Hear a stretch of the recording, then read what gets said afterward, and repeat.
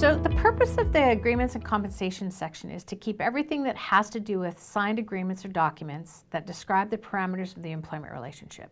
So it's the contractual pieces that are most important to keep originals of and have them filed in insecure spaces. It's important to keep signed originals on file for confirmation of acceptance of employees' terms of employment. Keeping the most up-to-date salary information in this section is also helpful to have when determining what an employee's salary is going to be without confusion. And we recommend filing from the oldest agreement to the newest so that you've always got the newest in the front. So in this section, you would have employment agreements, agreement amendments, confirmation of terms. You'd have an employee handbook acknowledgement form as an example. You might have promotion letters, salary change documents, payroll-related forms like TD1s, although I do think those TD1s are better served in a payroll file, and you might have them here as well. So let's talk about an employment agreement. An employment agreement includes details of the working relationship, including but not limited to the salary, the start date, the title, the hours of work, the benefit entitlement. Just a summary, you'd want the benefit booklet or your handbook to have all the detail. Vacation entitlement for the first year, making reference to your employee handbook, probationary period, termination, confidentiality, and non-solicitation clauses. Employment agreements should be signed by both the employee and employer, and a signed original should be on file for future reference purposes. I think it's important that every employee have an employment agreement. Doesn't matter the role, doesn't matter the position, doesn't matter the size and shape of the organization. I think everyone should. Please don't use this, what I've said to you, as the template for creating one. I think you need to seek the right advice to make sure that you create the right ones for yourself. This is just a sampling to give you a sense of what should be in it, because you want certain things in your employment agreement and certain things in your handbook, and then have them talk to one another.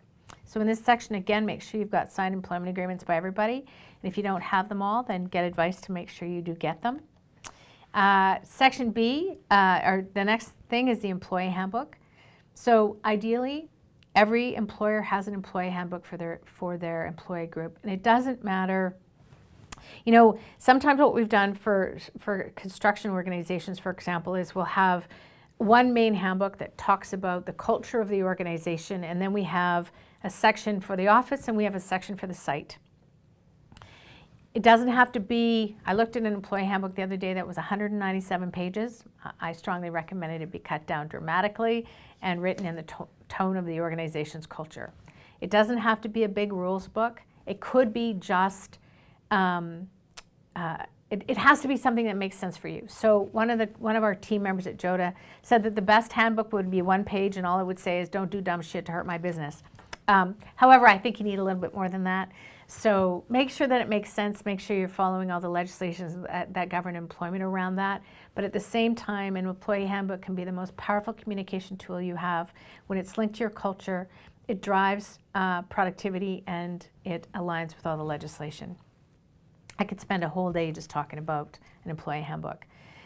Here's a little example of an employee handbook table of contents. Again, please don't use this as the absolute, here's what it needs to look like. It's just a sampling of some of the things that you could have in a handbook, like who you are, day-to-day details, time away, vacations, benefits and perks. One of the things we see often with employers is when it comes to benefits and perks, they're not highlighted anywhere. Tell them who you are as an employer and make sure it's clear the kind of things you do for them. Compensation 101. Important that when you're hiring employees, you understand what your philosophy is of compensation, how you're going to do it. Do you have a policy associated with it? Do you know what you're going to do with base pay? Are you going to have any add-ons? Are there any incentive pays, benefits and perks? How are you going to administer it? There's an 80-20 rule that employees, if they know that they're being treated fairly and consistently when it comes to compensation, they think of compensation about 20% of the time.